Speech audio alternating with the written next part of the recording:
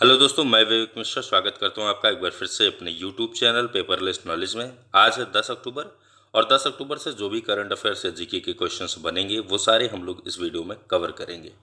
Video को ध्यान से अंत तक देखिएगा क्योंकि लास्ट में हम लोग एक दो क्वेश्चंस पे चर्चा भी करते हैं जिसका आंसर आपको हमारे कमेंट बॉक्स में जाकर देना होता है। तो मेरा सजेशन ये है कि आप वीडियो को ध्यान से तो देखिए ही देखिए, उसके बावजूद इसको ध्यान से समझिए क्योंकि किसी भी वीडियो को या किसी भी क्वेश्चंस को उसे पढ़ने से अच्छा अगर समझ लिया जाए तो वो हमें हमेशा स्मरण रहता है। चलिए बात करते हैं पहले क्वेश्चंस की। तो पहला क्वेश्चन है, तो आइए यहाँ पे हम लोग पहले बात करेंगे कल के क्वेश्चंस की। तो कल का रिवीजन कर लेते हैं। तो भारत ने ओडिशा तट पर किस मिसाइल का किया सफल परीक्षण? पहला क्वेश्चन आपसे पूछा गया था तेजस, ब्रह्मोस, शौर्य या इनमें से कोई नहीं। तो इनमें आपका जो सही आंसर है वो है ऑप्शन सी, शौर्य। अपने आंसर से इसे मिला लीजिएगा। आपका आंसर सही है तो उसे आप राइट, या अगर गलत है तो इसे आप अपना सही कर लीजिएगा। तो शौर्य मिसाइल का भारत ने ओडिशा तट पर सफल परीक्षण किया। एक नंबर का क्वेश्चन आपकी परीक्षा में आपसे ये पूछा जा सकता है। दूसरा क्वेश्चन वहीं आपसे पूछा गया है कि नाबार्ड ने कितने गांवों में स्वच्छता साक्षरता अभियान शुरू करने के लिए एक पहल शुरू की? यहाँ पे चार ऑप्शन दिए गए हैं, 1000, 1500, 2000 या 3000। इस वीडियो को हम लोग अभी कुछ दिन पहले ही पढ़ चुके हैं। इसके बारे में डिटेल जानकारी हमने आपको दी थी। अगर आपने वीडियो को देखा होगा तो आपको याद होगा। तो इसमें आपका सही आंसर है ऑप्शन सी, 2000। तो नाबार्ड ने कितने गांवों में स्वच्छता साक्षरता अभियान शुरू करने की पहल शुरू की है? 2000 गांवों में यह पहल शुरू की गई है जो कि नाबार्ड द्वारा शुरू की गई है। नाबार्ड के बारे में हमने अभी आपसे कुछ दिन पहले बताया था। इसके जो कार्यकारी प्रबंधक हैं वो हैं राजलू चिंताला जी। नेक्स्ट क्वेश्चन पे चलेंगे। नेक्स्ट क्वेश्चन है हमारा, तो आइए दोस्तों हम लोग समझते हैं आज के पहले क्वेश्चन को। तो पहला क्वेश्चन है हमारा आज का, विश्व दृष्टि दिवस निम्न में से किस दिन मनाया जाता है? यहाँ पे विश्व दृष्टि दिवस की बात की जा रही है। चार ऑप्शंस दिए गए हैं, चारों में जो सही आंसर है वो है ऑप्शन बी, अक्टूबर के दूसरे गुरुवार को। तो आपको बता दें कि विश्व दृष्टि दिवस दूसरे गुरुवार को अक्टूबर के मंथ में मनाया जाता है। और यह मनाया क्यों जाता है? तो यह जागरूकता का एक वार्षिक दिन है जो कि अंधेपन और दृष्टि दोष पर वैश्विक ध्यान केंद्रित करने के लिए मनाया जाता है। इस वर्ष कब मनाया गया? तो इस वर्ष ये 8 अक्टूबर 2020 को मनाया गया, जो कि हम विश्व दृष्टि दिवस के रूप में इसे मनाए, वर्ल्ड साइट डे। आपको बता दें कि विश्व दृष्टि दिवस 2020 की थीम क्या है। थीम इसलिए बोल रहा हूँ क्योंकि किसी भी दिवस के बारे में हम लोग पढ़ते हैं तो अक्सर हमने देखा है कि परीक्षाओं में ये थीम के बारे में ज़रूर पूछी जाती है। तो इसे आप नोट कर लीजिएगा कहीं। आपको बता दें कि विश्व दृष्टि दिवस 2020 की जो थीम है वो है होप इन साइट। होप इन साइट ये जो है 2020 की थीम रखी गई है।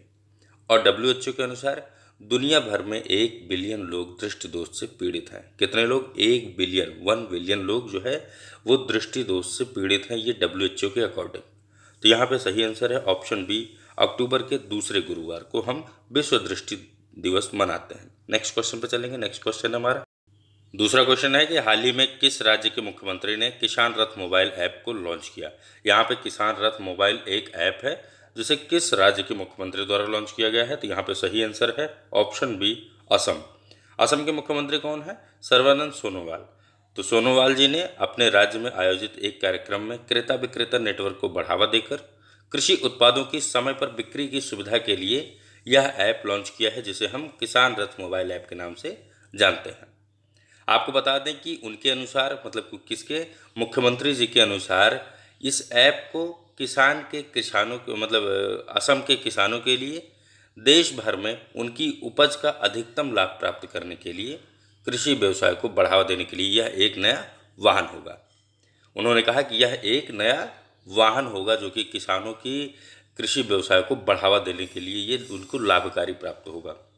ठीक है, तो ये असम के मुख्यमंत्री द्वारा इस ऐप को लॉन्च किया गया है जिसे हम किसान रथ मोबाइल ऐप के नाम से जानते हैं। नेक्स्ट क्वेश्चन में चलेंगे। नेक्स्ट क्वेश्चन हमारा, युद्ध सेवा मेडल पाने वाली पहली महिला निम्न में से कौन बन गई हैं? चार ऑप्शन दिए गए हैं, चारों में जो सही आंसर है वो है ऑप्शन ए, मिंटी अग्रवाल। तो मिंटी अग्रवाल युद्ध सेवा मेडल पाने वाली पहली महिला बन गई हैं और इन्हें यह मेडल जो है एयरफोर्स डे पर युद्ध सेवा पदक से सम्मानित किया गया। आपको बता दें कि वह पहली महिला हैं जिन्हें युद्ध सेवा पदक मिला है। और वायुसेना दिवस पर एयर चीफ मार्शल आर के एस भदौरिया ने मिंटी अग्रवाल को इस पदक से सम्मानित किया। बालाकोट एयर स्ट्राइक की कार्रवाई में स्ट्राइकन लीडर मिंट्री अग्रवाल ने उड़ान नियंत्रक की अहम भूमिका निभाई थी, जिसकी वजह से उन्हें यह सेवा पदक मिला है। आपको बता दें, यहाँ पे बात आती है ऑप्शन सी शिवांगी सिंह की। तो शिवांगी सिंह के बारे में भी हमने अभी आपको बताया है कि ये जो है भारत की पहली महिला हैं जो कि राफेल को ये उड़ान देंगी। नेक्स्ट क्वेश्चन पे चलेंगे। नेक्स्ट क्वेश्चन है हमारा, विश्व डाक दिवस निम्न में से किस दिन मनाया जाता है? 4 ऑप्शंस दिए गए हैं यहाँ पे, चारों में जो सही आंसर है वो है ऑप्शन ए 9 मार्च को। तो 9 मार्च को हम विश्व डाक दिवस हर साल मनाते हैं। आपको बता दें कि डाक सेवाओं की उपयोगिता और इनकी संभावनाओं को देखते हुए हर साल ये 9 अक्टूबर को विश्व डाक दिवस यूनिवर्सल पोस्टल यूनिवर्सल की ओर से मनाया जाता है। और विश्व डाक दिवस का उद्देश्य क्या है? तो इसका उद्देश्य है ग्राहकों के बीच डाक विभाग से उत्पाद के बारे में जानकारी देना और उन्हें जागरूक करना और डाकघरों के बीच जो सामंजस्य है उसको स्थापित करना।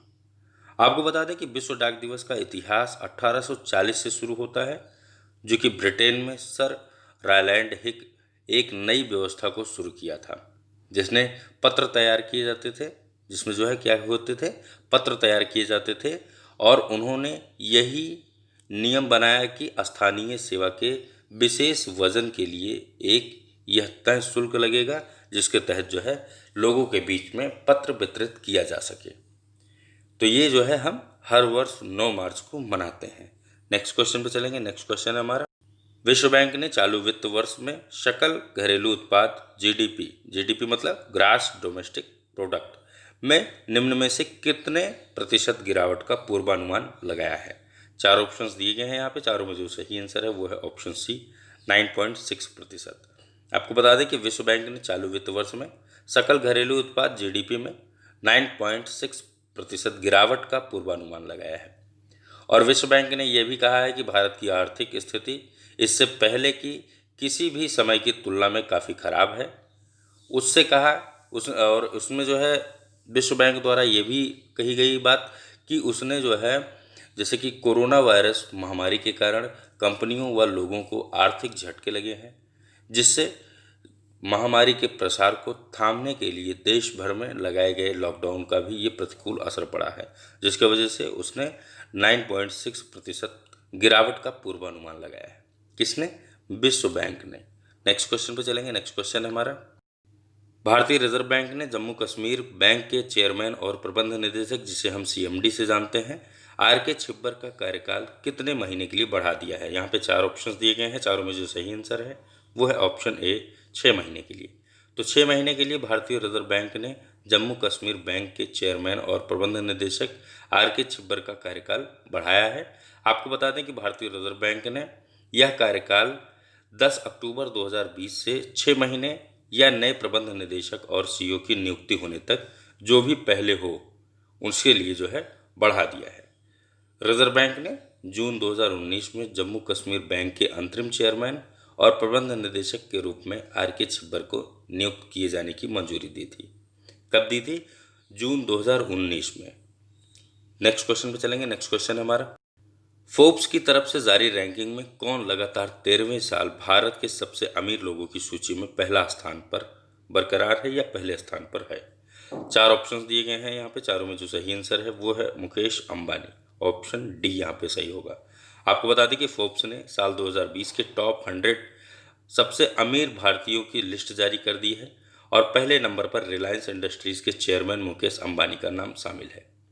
उनकी संपत्ति 88.7 अरब डॉलर है और फोर्ब्स की लिस्ट में 25.2 अरब डॉलर की संपत्ति के साथ दूसरे नंबर पर गौतम अडानी है।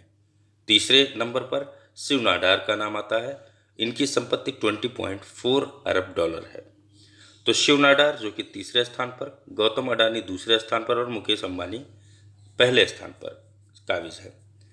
नेक्स्ट क्वेश्चन पर चलेंगे। नेक्स्ट क्वेश्चन है हमारा, उड़िया के प्रसिद्ध कवि नित्यानंद नायक को किस पुरस्कार से किया जाएगा सम्मानित? 4 ऑप्शन दिए गए हैं, चारों में जो सही आंसर है वो है ऑप्शन ए सरला पुरस्कार से। तो आपको बता दें कि इनको जो है 2017 में उनकी प्रकाशित एक कविता, जिसे हम सेते वेलकू नाथिबा के नाम से जानते हैं, उसके लिए प्रतिष्ठित सरला पुरस्कार से सम्मानित किया जाएगा। और इस पुरस्कार को स्वरूप कवि को 5 लाख रुपए का नगद पुरस्कार और एक प्रशस्ति पत्र सम्मानित किया जाएगा। इसमें क्या क्या होगा? एक प्रशस्ति पत्र दिया जाएगा और 5 लाख रुपए का नगद पुरस्कार दिया जाएगा। आपको बता दें कि राज्य के 2 अन्य प्रतिष्ठित व्यक्ति रंजीत कुमार नाग और श्याम सुंदर पटनायक को क्रमशः संगीत और कला के क्षेत्र में उनके योगदान के लिए भी सम्मानित किया जाएगा। नाग को इला पंडित संगीत सम्मान दिया जाएगा, जबकि पटनायक को इला पंडित चित्रकला सम्मान से सम्मानित किया जाएगा। इन पुरस्कारों में 1.5 लाख रुपए का नगद पुरस्कार और एक प्रशस्ति पत्र दिया जाएगा। आपको बता दें कि सरला पुरस्कार के बारे में हमने बात की है, तो यह पुरस्कार के बारे में थोड़ा सा पढ़ेंगे। सरला पुरस्कार को ओडिशा के अग्रणी साहित्यिक पुरस्कार के रूप में मान्यता प्राप्त है और प्रख्यात उड़िया उद्योगपति स्वर्गीय वंशीधर पांडा और स्वर्गीय इला पांडा द्वारा 1979 मतलब कि 1979 में स्थापित किया गया। यह वार्षिक सरला पुरस्कार को इंडियन मेटल्स पब्लिक चैरिटेबिलिटी ट्रस्ट द्वारा लगातार प्रदान किया जाता रहा है और पुरस्कारों की सूची में यह घोषणा सरला पुरस्कार समिति द्वारा की गई थी। तो यहाँ पे इनको भी सरला पुरस्कार से ही सम्मानित किया जा रहा है, जो कि उड़िया के प्रसिद्ध कवि नित्यानंद नायक जी हैं। नेक्स्ट क्वेश्चन पे चलेंगे। नेक्स्ट क्वेश्चन है हमारा, किस देश ने त्रिशंकु हाइपरसोनिक मिसाइल का किया सफल परीक्षण? यहाँ पे 4 देशों के नाम दिए गए हैं। चारों में जो सही आंसर है वो है ऑप्शन डी, रूस। तो रूस ने आर्कटिक में अपनी त्रिशंकु हाइपरसोनिक क्रूज मिसाइल का सफल परीक्षण किया है और इस मिसाइल को व्हाइट आर्क रूसी आर्कटिक में एडमिरल गोर्शवोक फ्रिगेट ने लॉन्च किया था। आपको बता दें कि मिसाइल ने 28 किलोमीटर अपनाई प्रक्षेपक की अधिकतम ऊंचाई के साथ 450 किलोमीटर की दूरी तय की और यह उड़ान परीक्षण 4.5 मिनट तक चला है और मिसाइल मैच 8 पर हाइपरसोनिक गति तक पहुंच गई। आपको बता दें कि यह मिसाइल एक scratch jet powered anti ship hypersonic cruise missile है। अच्छा, हम लोग बात किए हैं रूस के बारे में, तो रूस के आपको पता ही होगा कि रूस के राष्ट्रपति कौन है? व्लादिमीर पुतिन जी हैं। राजधानी मॉस्को है और यहाँ की मुद्रा रूसी रूबल है। नेक्स्ट क्वेश्चन पे चलेंगे। नेक्स्ट क्वेश्चन हमारा, यूरोपीय संघ की संसद ने 2030 तक कितने प्रतिशत उत्सर्जन में कटौती के लिए मतदान किया? यहाँ पे 4 ऑप्शंस दिए गए हैं। चारों में जो सही आंसर है वो है ऑप्शन सी, 60%। तो यूरोपीय संघ की संसद ने 1990 के स्तर की तुलना में 2030 तक उत्सर्जन में 60% तक की कमी लाने के लिए अपने जलवायु लक्ष्य को अद्यतन करते हुए मतदान किया। इससे पहले यूरोपीय संघ ने 2030 तक 40% उत्सर्जन को कम करने का लक्ष्य रखा था और विश्व वन्य जीव कोष और अन्य गैर सरकारी संगठन 2030 तक उत्सर्जन में कम से कम 65% कमी पर जोर दे रहे थे। वहीं आपको बता दें कि जर्मनी की अध्यक्षता के तहत मतदान किया गया। किसके तहत? जर्मनी की अध्यक्षता के तहत मतदान किया गया और चीन दुनिया में सबसे बड़ा कार्बन उत्सर्जक है। तो यहाँ पे सही ऑप्शन है ऑप्शन सी, 60%। नेक्स्ट क्वेश्चन में बात करेंगे। नेक्स्ट क्वेश्चन पे आज हम लोग चर्चा करने वाले हैं अपने 2 क्वेश्चंस की। तो चलते हैं हम लोग नेक्स्ट क्वेश्चन पर। तो यहाँ पे आपका पहला क्वेश्चन है कि किस प्रोग्राम को दिया गया नोबेल का शांति पुरस्कार? 4 ऑप्शंस दिए गए हैं यहाँ पे, चारों में एक आंसर आपका सही होगा, जिसे आपको हमारे कमेंट बॉक्स में जाना है और अपना आंसर टाइप करना है। दूसरा क्वेश्चन यही आपसे पूछा गया है कि हाल ही में किस केंद्रीय मंत्री एवं एलजेपी नेता का 74 वर्ष की उम्र में बीमारी के कारण निधन हो गया? यहाँ भी आपके 4 ऑप्शंस दिए गए हैं, चारों में एक आंसर सही होगा, जिसे आपको हमारे कमेंट बॉक्स में जाना है और अपना आंसर टाइप करना है। दोनों का आंसर थोड़ा डिटेल में आप दीजिएगा, जिससे कि आपको भी समझ में आए और आपको कुछ इस क्वेश्चंस के रिलेटेड अन्य क्वेश्चंस भी अगर आते हैं तो वो भी आप आसानी से उसका आंसर दे सकें। तो आज की वीडियो में इतना ही। वीडियो अच्छी लगी हो तो इसे लाइक और शेयर करना ना भूलें, अपने दोस्तों के साथ साझा करें। तो दोस्तों, आज की वीडियो में इतना ही, फिर मिलेंगे किसी नेक्स्ट वीडियो में। तब तक के लिए इजाज़त दीजिए। धन्यवाद। जय हिंद।